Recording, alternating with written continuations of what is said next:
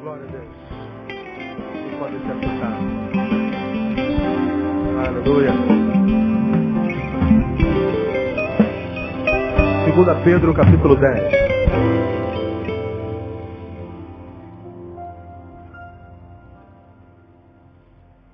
Para quem está aqui pela primeira vez, nós estamos, desde junho, compartilhando uma série de palavras que nós denominamos os suplementos da fé, quando a fé somente não basta. E nós estamos tomando por base 2 Pedro, capítulo 1, a partir do versículo 5, onde se lê: por isso mesmo vós, empregando toda a diligência, vem o termo, acrescentai à vossa fé a virtude a ciência o domínio próprio, ao domínio próprio perseverança, a perseverança a piedade fraternidade, e a fraternidade o amor. Porque se em vós houver e abundarem essas coisas, ou seja, a fé mais esses acréscimos, elas não vos deixarão ociosos, nem frutíferos no pleno conhecimento do nosso Senhor Jesus Cristo. Então, se você tiver fé, e a sua fé for suplementada, com virtude, ciência, domínio próprio, perseverança, piedade, fraternidade e amor, você não conhecerá ociosidade, nem vida sem frutos. Ao passo que o oposto é verdadeiro. Se a tua fé não for acrescentada com esses suplementos, portanto, você está diante da possibilidade de ter uma vida ociosa, ou seja, inútil, sem utilidade, sem utilização, sem significância, e viver uma vida infrutífera, sem ver os frutos da fé. Com fé, mas uma fé que não frutifica. É aquela fé que Tiago chama de fé morta. Fé sem obras. Demais, se a gente tiver esses suplementos lá no versículo 10. Portanto, irmãos, procurai mais diligentemente fazer firme a vossa vocação e eleição, porque fazendo isso, nunca, jamais tropeçareis. Então ele fala de uma fé suplementada, de uma fé robustecida, fortificada, que diz que se assim o for, nós não conheceremos ociosidade, nossa vida será sempre cheia de significância, nossa vida sempre frutificará o fruto para cada dia, o fruto necessário para a nossa vida cotidiana, e diz que a gente nunca, jamais vai tropeçar.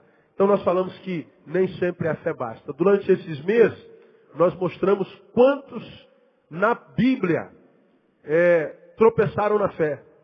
Caíram, se machucaram, alguns se soergueram, outros não. São pessoas que eu acredito que, porque têm fé, não perdem salvação. Podem morrer, que se morrerem vão para o céu. Mas enquanto não morrem nem vão para o céu, vivem uma vida aquém daquela prometida pela palavra. Então quem pretende ser crente, pretende ser honesto, vai diagnosticar que a gente conhece um monte de crentes, que no discurso é só vitória. Como é que está, irmão? Só vitória. E aí, irmão, na vitória, irmão, na bênção. Ô, irmão, tudo em paz, vencendo. Mas é só na língua. Vai ver a família do cabra. Vai ver a vida financeira dele. Pergunta o que os vizinhos pensam dele. Pergunta os filhos dele, o que os filhos acham, o esposo, a esposa. Veja o testemunho de fora, veja a opinião dos outros a respeito dele, com relação aos frutos dele. Então o discurso de vitória é sempre na coletividade eclesiológica, sempre na fala, no blá blá blá, sempre na aparência. Então, para esse tipo de crente, ter culto todo dia, às 8, 10, 12, 14, 16, 18, 20, terminando às 10 horas, começando a vigília até amanhã de manhã, é uma bênção, porque o único lugar onde ele se sente vitorioso é na igreja. Agora, tire-o da igreja, do culto, o que sobra é mediocridade. E às vezes é um cara que diz que tem fé aberta. Então, há crentes que se satisfazem com isso. Há outros que entendem que o Deus que a gente serve, ele não habita em templos feitos por mão de homens. Eu não preciso vir aqui para me encontrar com ele. Eu venho aqui para me encontrar com os meus irmãos e juntos com os meus irmãos, adorá-lo enquanto corpo. Eu venho aqui para entender um pouco melhor a sua palavra, que vem através daquele que ele colocou no corpo como pastor e mestre. Eu venho aqui para comungar, para ter comunhão, porque eu entendo que na comunhão ele ordena a bênção. Não venho à igreja para me encontrar com ele. Eu posso me encontrar com ele em qualquer lugar, porque a Bíblia diz que toda a terra está cheia da sua glória. Amém, amado? Então você pode encontrar a Deus em qualquer canto. Não é? Mas muitos de nós, porque não conseguem, vicia-se na religião, vicia-se no culto, vicia-se na reunião. E o único lugar onde ele recebe de Deus é aqui. É triste, eu acredito, ser crente dessa forma. Mas há quem se satisfaça com isso, né? Viver aquém do que é prometido na palavra. Então nós aprendemos que nós precisamos acrescentar a nossa fé. Virtude, já falamos sobre isso. Ciência, que é sabedoria, falamos sobre isso. Domínio próprio, falamos sobre isso. Ao domínio próprio, perseverança, terminamos no domingo passado. E nas quarta-feira passada nós aprendemos que perseverar, por mais incrível que possa parecer, literalmente, né, significa ficar para trás. Eu nunca tinha analisado perseverança nessa perspectiva. Não é ficar para trás, parece que a gente está estagnado. É porque a gente olha para o mundo, tão agitado, aquela correria desenfreada, parece que está todo mundo vivendo uma vida legal, uma vida que vale a pena ser vivida, mas todo mundo vivendo longe de Deus, longe dos princípios da palavra, longe do Espírito Santo, né? Vivendo cada um a sua própria vida, e os nossos olhos biológicos olham, parece que está todo mundo bem, parece que está todo mundo feliz, parece que está todo mundo vencendo, e a gente é tentado a viver uma vida sem Deus, com aquele vulco-vulco todo, com aquele movimento todo, e aí vem a palavra e fala assim, Neil, não se iluda com o que os teus olhos veem. Movimento e ruído não é sinônimo de vida. Então, se o que você parece ver, parece vida, mas é vida longe de Deus, fique para trás. Persevere na palavra, persevere em Deus. Se as pessoas estão se dando bem, dando jeitinho brasileiro, com subterfúgios não corretos, fique para trás. Se para ter um pouquinho de dinheiro a mais, se para ter um pouquinho de vantagem, você tem que vender a sua alma, vender os seus princípios, fique para trás. Se você tem que se amputar existencialmente, se você tem que se amputar enquanto princípio para ser aceito pelo grupo, fique para trás, persevere. Eu entendi que perseverar é mais difícil do que eu imaginava. Porque hoje nós, com medo da famigerada solidão, nos vendemos a qualquer companhia.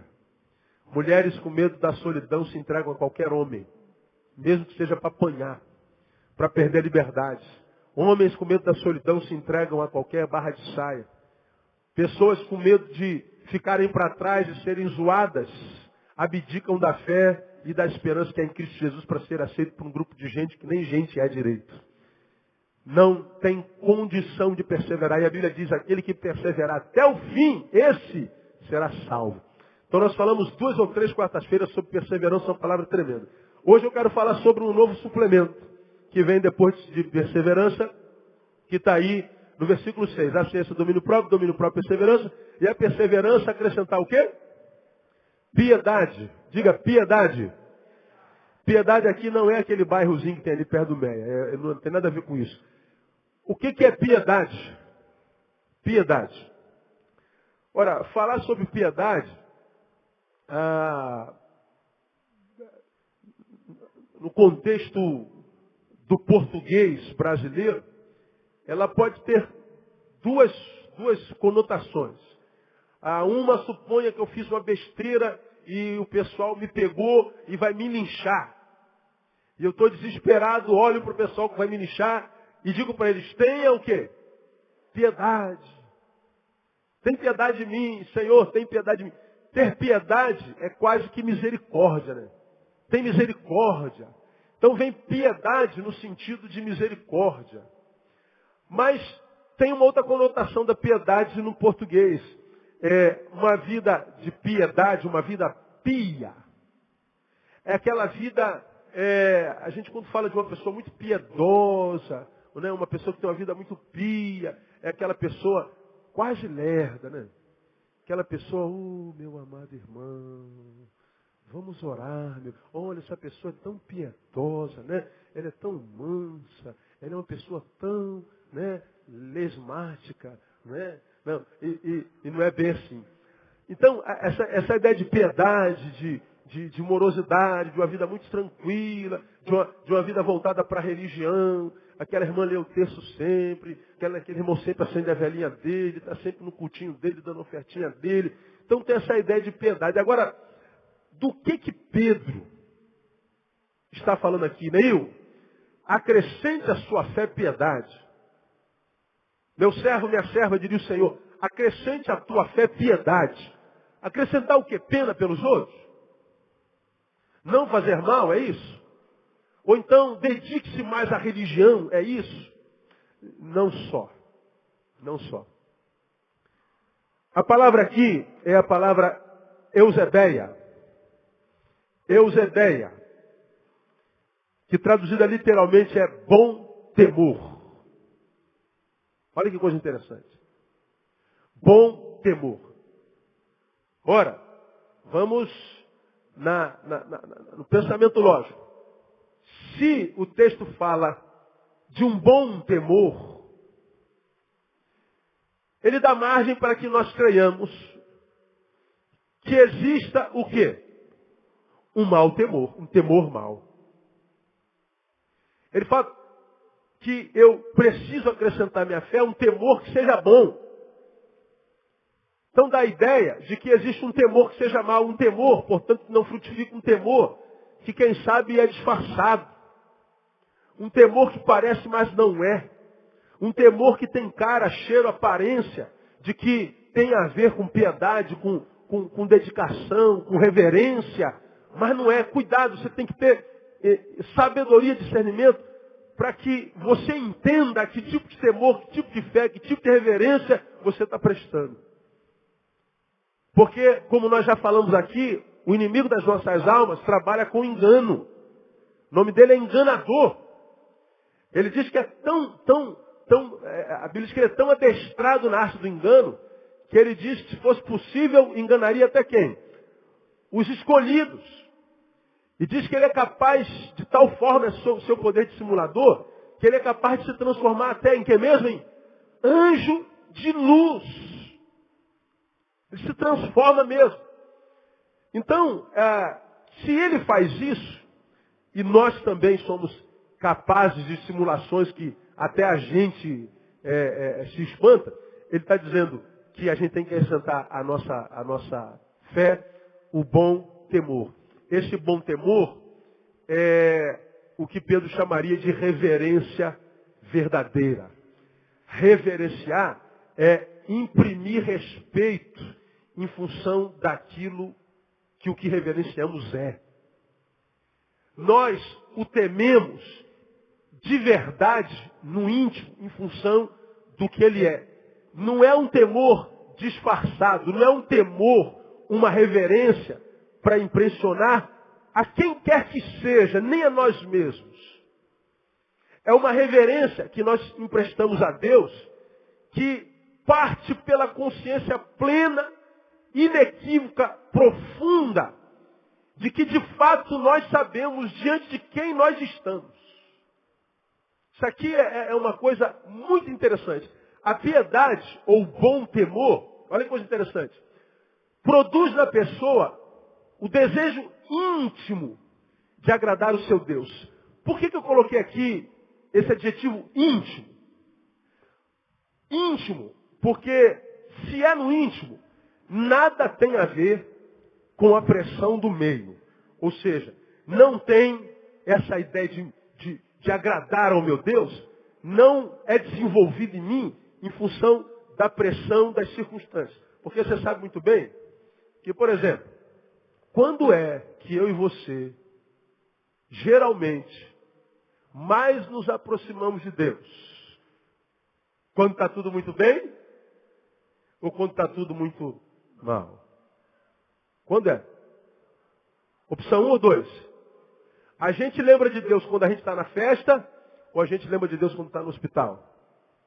A gente lembra de Deus quando o casamento vai jóia, ou a gente lembra de Deus quando o marido diz que está indo embora? A gente lembra de Deus quando está ganhando 10 mil reais por mês, ou a gente lembra de Deus quando foi demitido? A gente lembra de Deus quando a gente está dando um tiro de 100 metros em 9 segundos, subindo todos os pódios do atletismo da vida, ou a gente lembra de Deus quando a gente está ficando para trás? Qual é a força que geralmente nos impulsiona para perto de Deus? A alegria ou a tristeza? Diga. A vitória ou a derrota? Corremos para perto de Deus quando a dor é estabelecida em nós, de modo que é verdade. Eu posso ter sido conduzido para a presença de Deus. E cá estou, na presença de Deus. Mas isso não é o mais importante para Deus. O que Deus quer saber de mim e de você é o seguinte: Neil, te vejo aqui na minha presença. Mas me deixa fazer uma pergunta ou examinar. O que te trouxe aqui? Qual foi a força propulsora? Qual foi a razão? Qual a intenção que te trouxe cá? Aí você vai falar assim: ah, Deus, eu estou aqui porque a chapa está quente. Estou aqui, Deus, porque, como diria o pessoal do Vinho d'Água, o bagulho está doido. Ó Deus, eu estou aqui porque todo mundo me abandonou, perdi o emprego, estou doente, estou engordando, estou com câncer, cabelo está caindo. Ah, então você está na minha presença por causa da tua desgraça. Acertou, entendeu? Muito bem, Deus, é isso aí. Então a tua força propulsora é desgraça. É. E se você não tivesse em desgraça? Talvez você diria para Deus, se homem fosse, talvez eu não estivesse aqui, Deus.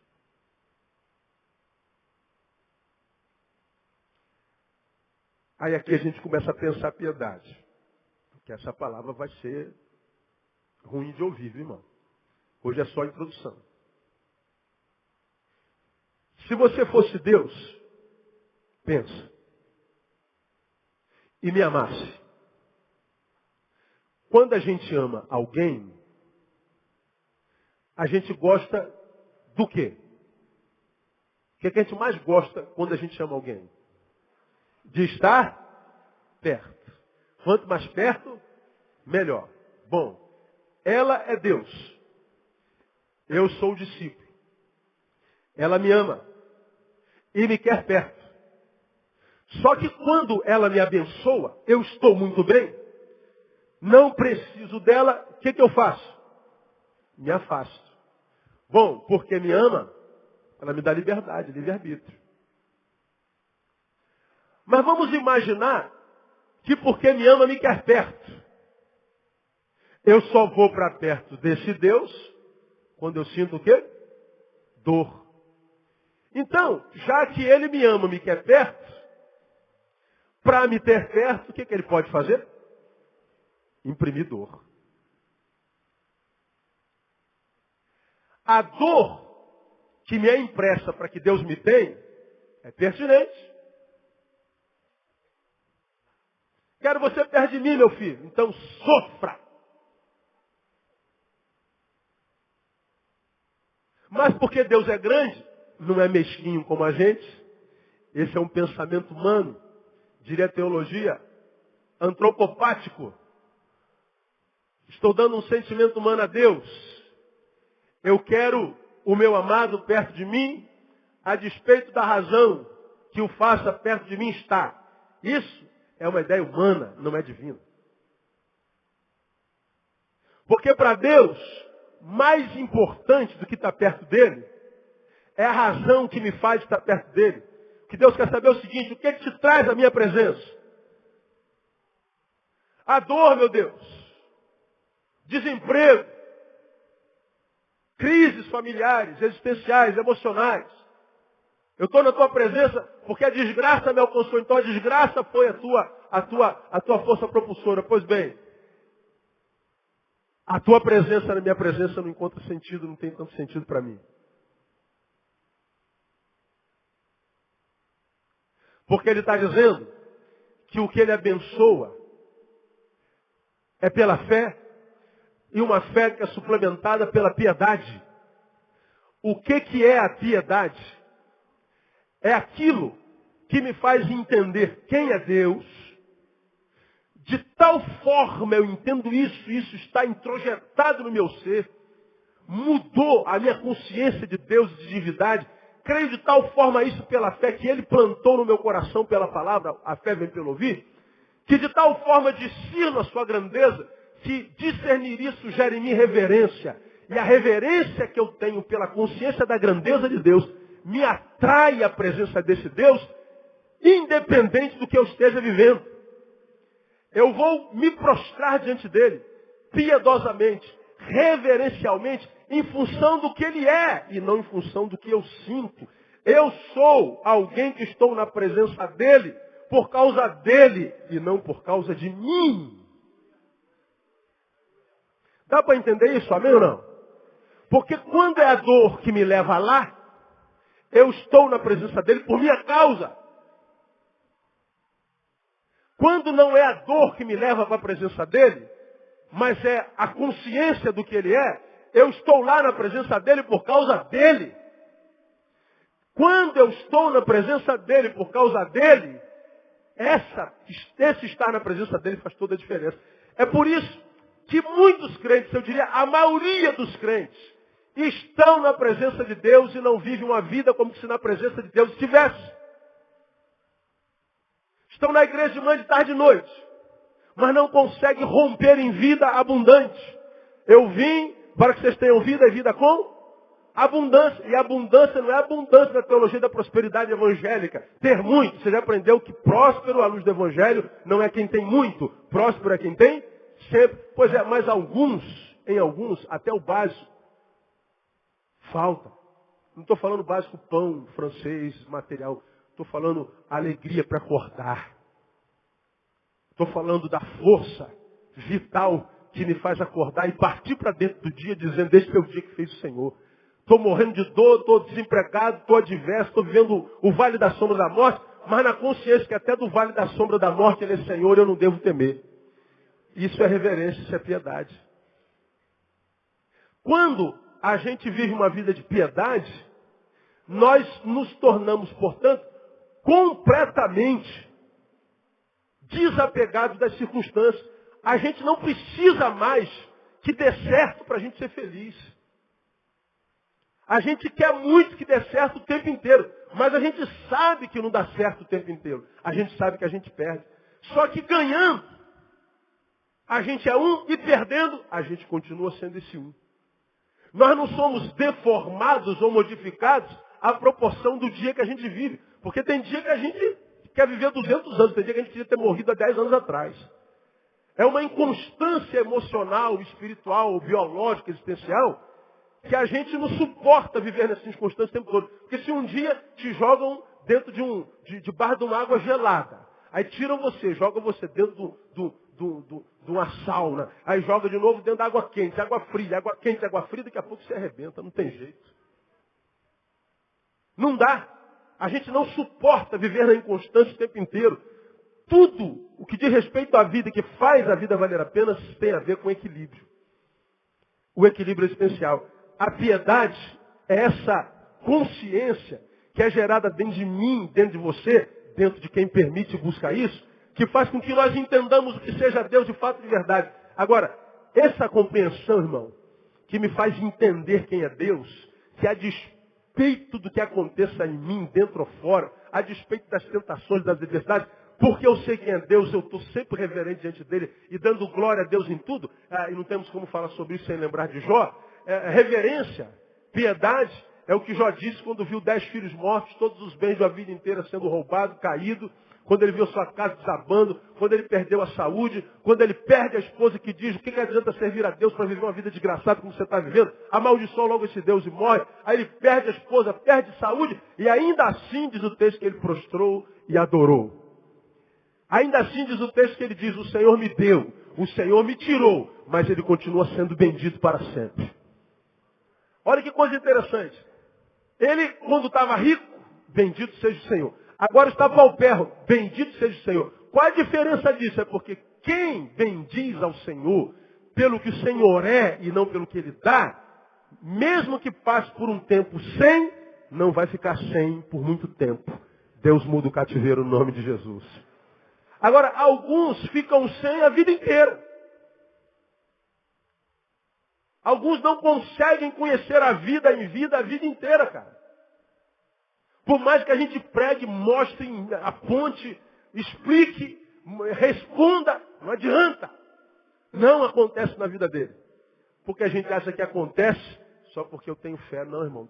Tenho que aplicar essa fé virtude, tenho que aplicar essa fé conhecimento, domínio próprio, perseverança, piedade. Eu tenho que fazer a minha parte nessa relação com Deus, porque o que Deus quer comigo não é relação de patrão e chefe, de patrão e empregado. Eu mando, ele faz, ou ele manda e eu faço. Não, ele quer uma relação de intimidade, uma relação de amigos. Ele quer relacionamento. E um relacionamento só dá certo quando ambos cumprem o seu papel. Então, se eu, como noiva, não cumpro o meu papel para com o noivo que é ele, ainda que ele seja o noivo que é, eu não serei a noiva que eu gostaria de ser. Então, como eu tenho tentado ensinar os irmãos nesses anos todinhos, cara, se não está dando certo na vida, o culpado não é Deus. Porque o que Deus tem para nós está escrito na palavra desde sempre. Eis que eu sei o plano que tem para vós. Planos de bem, não de mal, para vos dar um futuro e uma esperança. O que Deus tem para você é sempre por bem, irmão. No nome de Jesus, você recebe essa palavra aí? Diga assim, meu irmão, que está ao seu lado, o que Deus tem para ti é sempre bom. Sempre.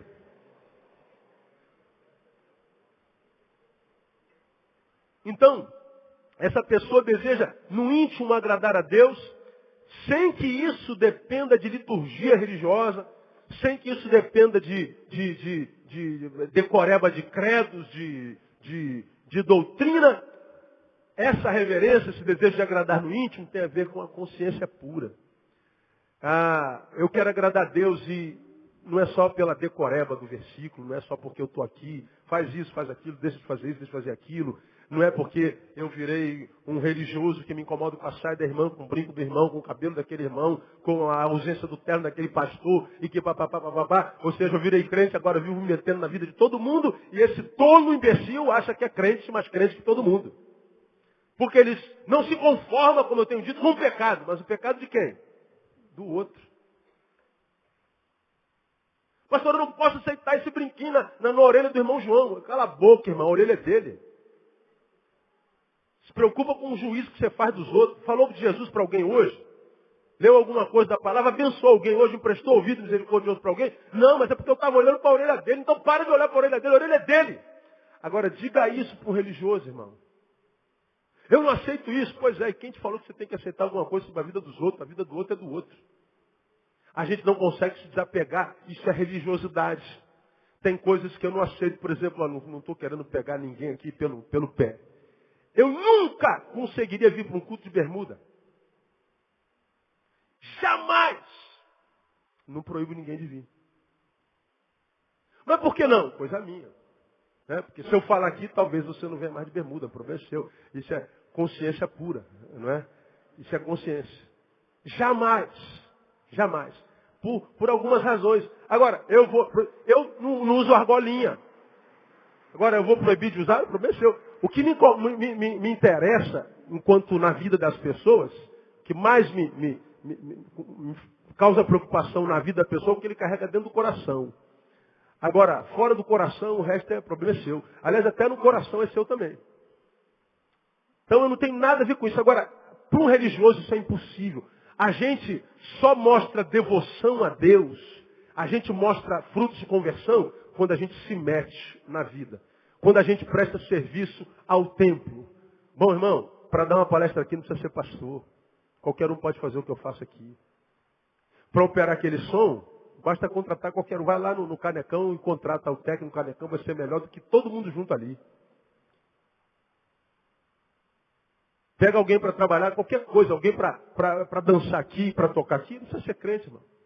Todo serviço que eu imagino prestar a Deus através da instituição, na verdade é quase um serviço que eu presto a mim. É a Deus, mas por que o baterista toca guitarra todo culto? Para adorar a Deus, não, porque ele ama a bateria. Se pudesse tocar de segunda a segunda. Instrumentista é tudo fominha. Se bobear, o cara tira a mulher da cama e bota o teclado do lado. Aí você fala assim, eu estou adorando meu Deus. É verdade, mas está adorando com o quê? Com o que gosta, não é verdade? Isso é verdade, mas é verdade. Pois é, então podia estar tocando o quê? Tim Maia. Dá no mesmo. É a Deus? Mas em função do que eu gosto. Então, não é isso aqui que Deus quer a priori de mim. Também, mas não a priori. Ele fala de consciência, de uma mente mudada. Pelo que se alguém está em Cristo, ele é o quê? Nova criatura. As coisas velhas, quantas coisas se faz nova? Tudo. Porque muda aqui, ó. Muda a forma de ver a vida, muda a forma de ver Deus. Muda a forma de valorizar as coisas e as pessoas. Muda a essência, não muda só a aparência. Porque geralmente a maioria dos crentes que a gente conhece, quando muda a aparência, muda para pior. O cara se converte, fica feio. A maioria dos crentes que a gente conhece é feio, diz que não é feio. Está amarrado, pastor. Não está não, é verdade. E não é demônio da feiura, não. É porque ele acha que a feiura é Deus agrada. Quando você vê uma pessoa bonitona, cheirosona, está amarrado, Jezabel. Isso é Jezabel, isso aí Deus tem poder. Às vezes não é. Às vezes o problema está no teu olho. Não é? A beleza dela te atrai tanto que você não consegue adorar, né, irmão? Ou está amarrado, irmão. Sai para lá, nada, não está amarrado, ela está soltinha. Tá, teus olhos é que são maus. Não é? A conversão, ela muda aqui. Rogo-vos, pois, irmãos, pela compaixão de Deus, que apresentei os vossos corpos como culto racional. E não vos conformeis a este mundo, mas, atende para o verbo. Quem sabe do verbo que está lá? Transformai-vos. Não vos conformeis ao mundo. Não tomem a forma do mundo, mas transformai-vos. Pela renovação do quê? Da vossa mente. Eu não mudo o mundo, eu mudo. Para que o mundo não me mude. O problema dos nós cristãos é o quê? Nós queremos mudar a vida de todo mundo. A gente só não muda. A gente não transforma a mentalidade. Aí aqui vamos perguntar para você pensar na cama. Você se converteu de verdade? Converti-me, pastor. Quais os princípios que mudaram diante de Cristo e depois de Cristo? Quais os valores? Quais os prazeres? Irmão, cada um responda por si. Porque conversão não é só mudar de religião. Muitos de nós mudam de religião. Aquele que bebia continua bebendo, o que prostituía continua prostituindo, o que odiava continua odiando, o que não abençoava continua não abençoando, o que era maldizente continua maldizente. Não mudou nada, mudou a religião. Mudou as músicas que cantavam, mudou a roupa, né? Agora usa terno, usa saião, não faz mais depilação. Legal, teu marido gosta? Cai dentro. Agora, conversão não é isso não, irmão. Também. A conversão muda a mente. A conversão muda princípios, valores. Como preguei alguns domingos atrás, a conversão muda a nossa fome. O que a conversão faz é mudar as nossas fomes. Tínhamos fome por uma coisa, agora nós temos fome por outra. Quando eu olhava para Deus, eu vi um supermercado existencial, aonde eu ia para tirar o que eu preciso, porque está faltando na minha prateleira. Agora não, Deus não é mais um supermercado existencial. Ele é Deus. E a minha vida só encontra sentido na presença dEle. Isso é obra do Espírito na vida de minoria, pelos frutos os conhecereis. Isso é piedade. É a consciência no íntimo. Por exemplo, você prega um negócio desse, o cara consegue se levantar e não ouvir. Como, cara? Não interessa absolutamente nada. Pô, converteu aonde, meu amigo? Tem palavras que a gente ouve, cara, que a gente senta assim e fala assim, cara, fala 6 horas aí que eu estou aqui, eu nem pisco. Acontece isso ou não acontece? Agora tu está aí sem piscar. O cara levanta, vai no banheiro, fazer um xixi, que nem vontade de fazer ele tá. Aí volta 15 minutos depois. Falei, meu Deus. Aí ele diz, caraca, numa palavra dessa, o cara, meu Deus do céu. Aí tu quer que a gente morra? Ah, não, Jesus já morreu por vocês, eu não morro de jeito nenhum.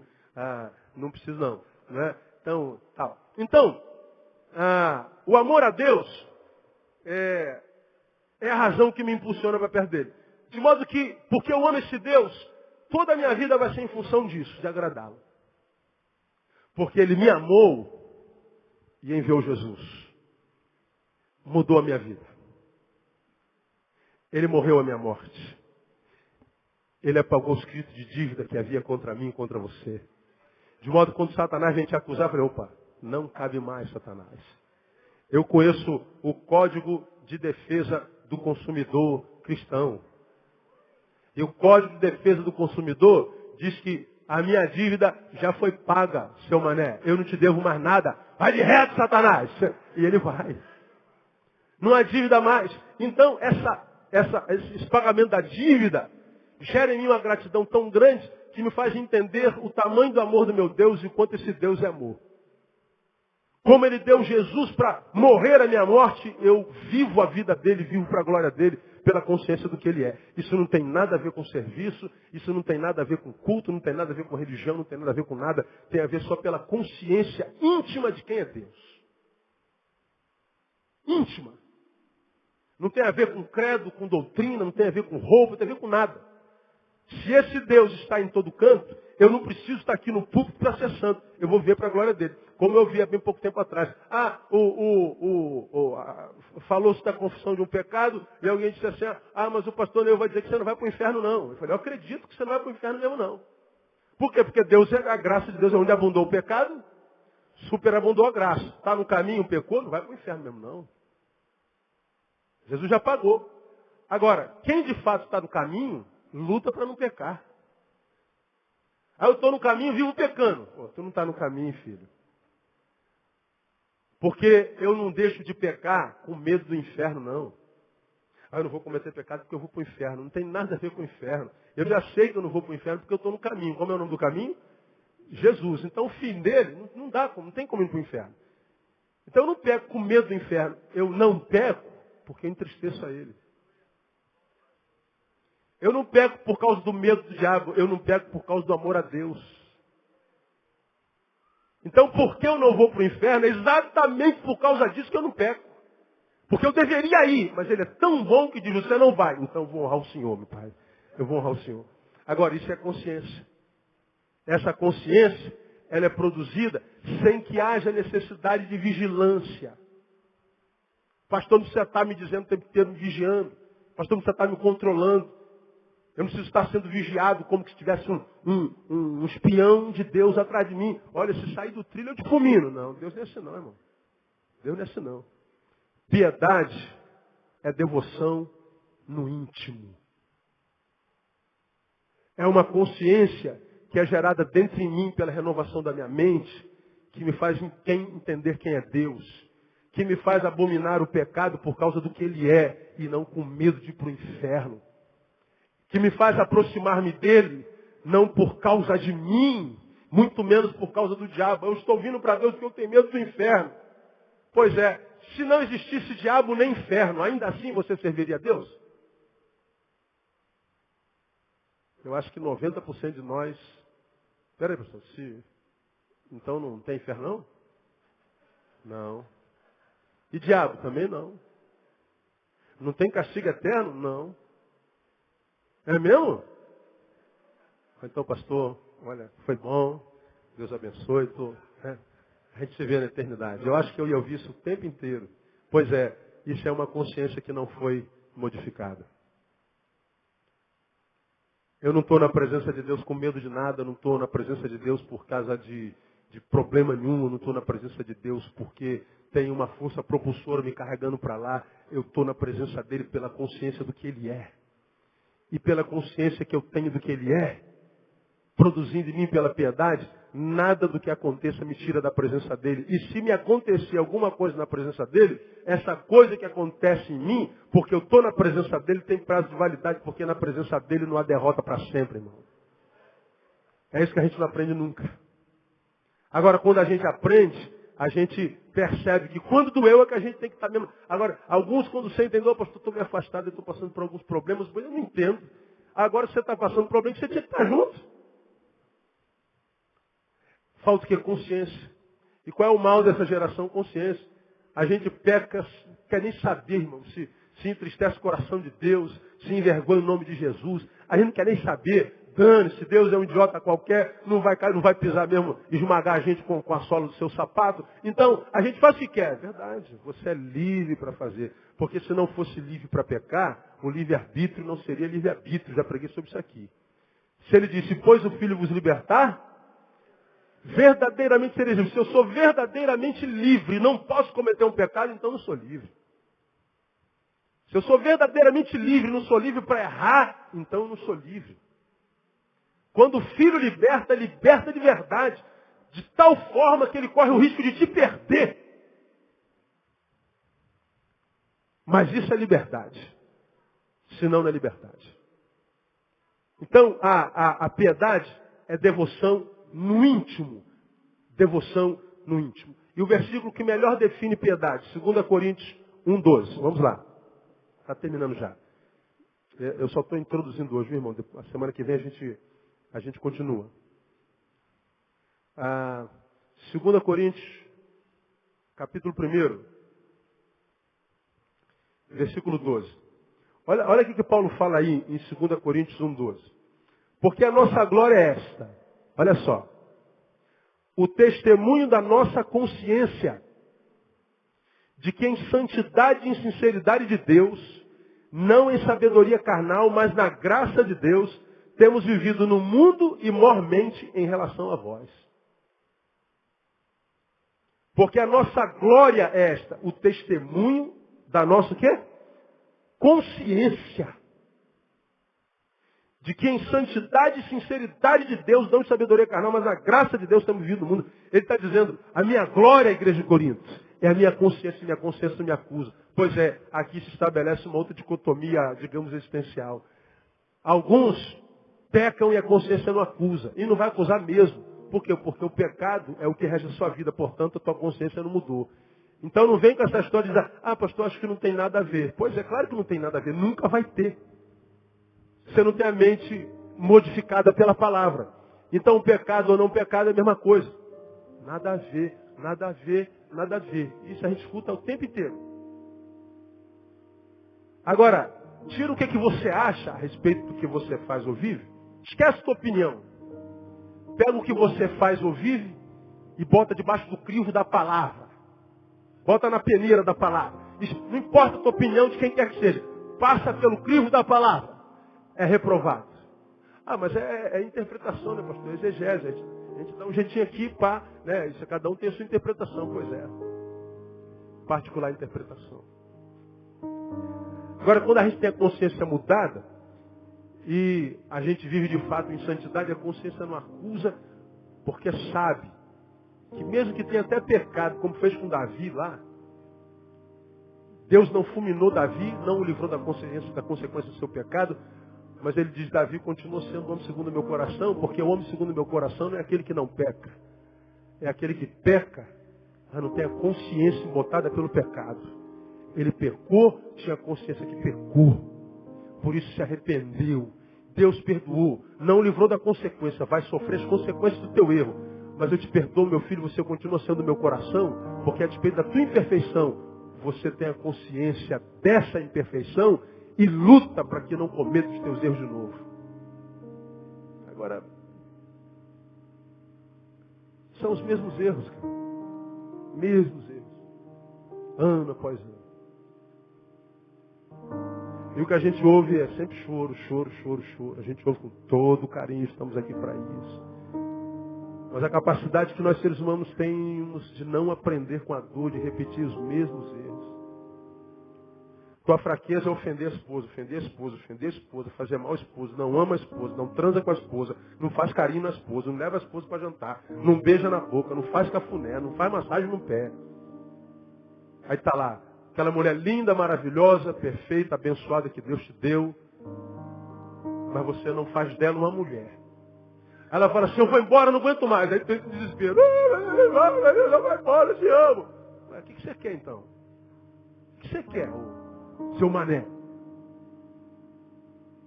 Aí ela fica. Pode ser o contrário. O marido também pode ser uma bênção e tal. A mulher não faz do marido um homem. Aí ele vai embora. Não sei ver você. Então muda, cara. Você quer que ela continue? Então seja um marido diferente. Seja uma mulher diferente. Seja um pai diferente. Um filho diferente. Aí eu não consegue, eu não consigo beijar. Como não? Vai lá e tasca um beijão. Mas não tem vontade, faz sem vontade. Porque a ausência de vontade fez você não fazer há muito tempo. Quem faz uma coisa, inclusive não fazer, por muito tempo, transforma isso numa cultura. Aí eu me acostumo a não beijar, me acostumo a não abraçar, me acostumo a não amar. Virou uma mania, virou um costume, virou meu status quo.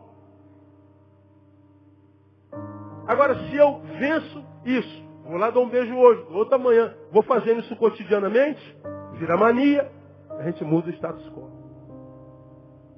Por exemplo, casais que estão acabando. Acaba por quê? Briga, aí para de transar. Estou com raiva. Aí a mulher fala, vou te punir. Aí vira de costas. Vira o casal DVD. Deita e vira de lado. Deita, vira e dorme. Né? Aí legal. Isso, deixa teu marido dormindo com tesão. Deixa tua mulher dormindo com tesão. Aí não faz hoje, não faz amanhã, não faz uma semana. Acostuma. Perdeu intimidade. Depois para tocar de novo, fica difícil. E fica mais uma semana. Mais uma. Daqui a pouco ele é uma coisa lá e você uma coisa cá. O sentimento continua o mesmo, mas um sentimento que agora virou abstrato. Não mais concreto. Por quê? Porque não tem sabedoria. Aí vai cometendo os mesmos, e cara, rapaz, é assustador. Você não tem noção, cara. Você não tem noção do que é a humanidade hoje. Está tudo aqui, desde sempre. A gente precisa, irmão, dessa piedade. Para que perto dele, a gente não tenha que lidar com o nosso pior todo dia. Porque longe dele, a gente tem sensação de que a gente é bom demais, cara. De tal forma que a gente não precisa dele. Aí quando eu acho que eu sou bom, eu estou me encontrando com o meu pior. Porque me achar bom já é uma visão equivocada de mim. Porque ninguém é tão bom assim. Você passa uma Aedes aegypti aqui, ó. Pousou na tua testa, mas você está dengado. Se for uma dengue hemorrágica, você morre por causa da picada de um mosquito. O que isso é, cara? Nada. Não, eu sou bom, aleluia. Olha onde eu cheguei, olha aqui, ok. Olha quantos canudos na parede, olha quanto dinheiro eu tenho no banco. Então dorme sem remédio, pô. Compra teu sono. Compra amigos verdadeiros, compra aí. Compra paz. Compra 1 quilo de alegria ali na venda do seu João. Joga dentro. Dinheiro compra tudo menos o básico. Agora, quando eu estou na presença de Deus, eu me enxergo e vejo o quanto frágil, pobre, cego, nu, miserável eu sou, como diz a palavra a respeito da igreja. Então, eu vejo o meu lado ruim o tempo todinho, mas falando, fica tranquilo, filho. Você está debaixo das minhas asas. A coisa ruim que há em você não vai dominar você não, porque você está debaixo do meu domínio. Então você não vai se encontrar com o seu pior. Você agora vive com a tua imago Dei, com a imagem de Deus em você. Você vai se encontrar com o teu melhor na presença dele. Ah, mas eu estou na presença dele. Será que está? O que te trouxe aqui? Dor, medo do inferno, medo da solidão. Não tinha nada para fazer na vida melhor? Então você não está na presença dele. Porque para a gente terminar o que Deus fala para a gente, você já me ouviu pregar sobre isso aqui. Queria que você não perdesse quarta-feira que vem esse estudo, irmão. Não perca. Porque eu vou entrar no Sermão do Monte. Descobri que no Sermão do Monte, Jesus fala de piedade do início ao fim do sermão. Impressionante.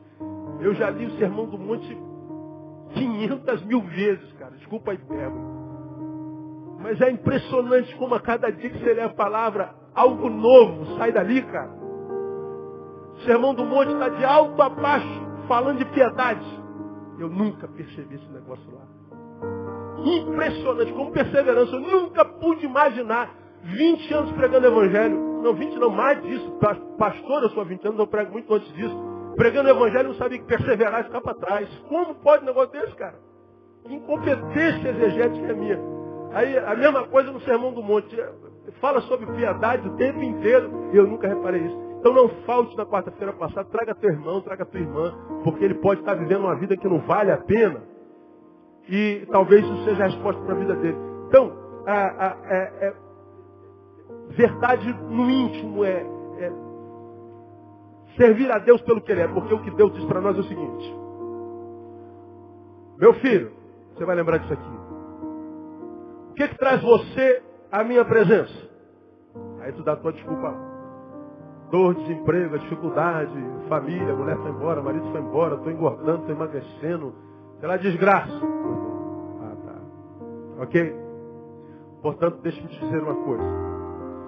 Se o que traz você à minha presença não é o desejo verdadeiro pela minha presença, ainda que você esteja na minha presença para mim você não está. Porque eu abençoo as intenções e não as ações em si. Poderia dar 1 milhão de exemplos. Daniel foi para a cova. Qual foi a razão que o levou para a cova? Qual foi? Fidelidade. Então vamos dizer que o diabo esteja lá dentro da cova. Daniel, Daniel, você está aqui na minha presença, né, Daniel? Está na M, né, Daniel? É, Daniel. O que te traz aqui a minha presença, Daniel? Fidelidade a Deus. Hã? O diabo diria, então não tem jeito. O diabo diria, ainda que você esteja na minha presença, se o que traz a minha presença não é o desejo pela minha presença, diria o diabo, ainda que você esteja na minha presença você não está. Por que Daniel estava, digamos, na presença do diabo? Fidelidade. Não foi pela fome pelo diabo. Então, ainda que ele estivesse diante do leão, símbolo do que traga, do que acaba com a gente, o leão perde a força. O leão não pode comer, o leão não pode tragar, o leão não pode tocar. Porque eu posso estar na presença do diabo, mas eu não estou na presença do diabo por causa do diabo. O diabo e Deus fazem a sua obra na vida de um homem em função da intenção deles. Bom, vamos para o outro polo. Senhor, estamos aqui na tua presença. Olha, em teu nome, curamos enfermos, expulsamos demônios, fizemos sinais de prodígios. Espera aí. Qual foi a intenção? A glória do meu nome? Certamente não. Aí Jesus fala assim para eles, não vos conheço. Apartai-vos de mim. Não expulsamos demônios. Curamos enfermos. Foi para a minha glória? Então, nada do que você faz interessa para mim. A Bíblia está cheia de exemplos assim. Trabalha com a intenção. Então, irmão, quer viver uma vida que vale a pena? Trabalhe suas intenções, cara. Porque não há nada que você possa fazer para Deus que seja necessidade para Deus. Não precisa de nada que a gente faça. Não há nada que você possa dar a Deus que seja necessidade dele. Então, ele só trabalha com intenção. Não há nada que eu possa fazer para ele me amar mais ou menos. Ele é uma entidade que não tem carência de nada, quem tem carência de tudo sou eu. Então, como ele abençoa minhas intenções, Deus, me ajuda a renovar a minha mente. Me ajuda a entender que a renovação da minha mente não é a deformação da minha mente à consciência dessa sociedade transmoderna, linda, mas perversa. Me ajuda a amadurecer, ó Deus, para que eu tenha coragem de ficar para trás. Se ficar atrás, for para ficar na tua presença. Me ensina a perder, me ensina a me dar mal, me ensina a ser ridicularizado, me ensina a ser chamado de quadrado, de careta, me ensina. É isso que você quer mesmo, meu filho? Olha, isso é carregar uma cruz, hein? Eu quero é carregar a cruz. Então você entendeu. Agora você pode me seguir. Quando você não se recusa a carregar a sua cruz, ele diz, me segue. Quando você segue, a cruz perde todo o peso. Porque cruz é ministério dele, não é nosso não. Agora a gente se recusa a carregar a cruz, não quer ficar para trás, então vai carregar a cruz o resto da tua vida. Ela nem parece cruz, mas no final você vai ver. É como nós falamos na quarta-feira, né? Come picanha, uma delícia. O outro está só no integral, tomate, alface, rúcula, arroz integral. Ô, cara, come a picanha aí, brother. Isso é comida de cachorro, sonho Nabucodonosor, só come mato. Sai daí. E tu tá zoando ele porque você tá com sabor agora. Vai que ele abre a Bíblia e fala assim, ó, melhor é o fim das coisas. Vamos nos encontrar daqui a 20 anos. Coma a tua gordura, coma muita picanha, coma toda. A gente se encontra daqui a alguns anos. Quem é que vai estar melhor? Quem vai rir por último? Então, meu irmão, fique para trás. Persevere. E peça ao Senhor para que trabalhe a tua consciência. Para que você o conheça de tal forma, que de tal forma, você se veja impedido de sair da presença dele. Porque quem conhece a Deus não consegue mais deixar. Não dá. Se deixa porque não conheceu. Conheceu a sua igreja, conheceu as experiências espirituais, conheceu os retetezinhos da vida, se arrepiou, caiu, babou, mas foi só isso. Mas quem conhece a Deus, irmão, não precisa de mais nada. Está lá no papel de parede da minha filha. Quando tudo que você tiver na vida for Deus, você então vai entender que Ele é tudo que você sempre precisou. Eu achei tremendo. Agora a gente larga Deus para correr atrás de um monte de coisa na vida. Aí tem um monte de coisa na vida e descobriu que não precisa de nada daquilo. A única coisa que você precisava, você deixou para ter isso aqui. Não é inteligente. Não, irmão, que Deus te abençoe com essa palavra. Quem tem entendimento, entenda. Quem tem ouvidos, ouça o que o Espírito diz à igreja.